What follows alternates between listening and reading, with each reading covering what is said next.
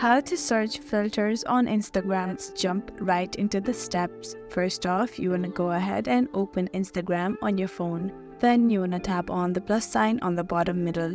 Now you want to tap on story, and here, as you can see, there are many filters lined up. You can change the filters and click the picture or videos. But for some reason that you are searching for the filter that is not lined up here.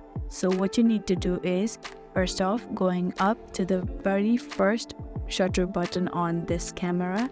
To search filter, you have to slide to the very last and you'll see this eyeglass icon with filter.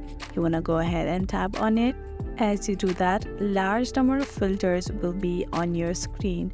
Then you can tap on appearance, you can tap on trending, aesthetic, and different others. From here, you can search whatever filter you like on Instagram. If you know the name of the filter, you want to go ahead and tap on search, which is on the top left corner. Now enter the name of the filter, whatever that you know. Select the filter that you like and then select and that is a very simple way on how to search filters on Instagram. I really hope this video helped you out. Thank you so much for watching till the end.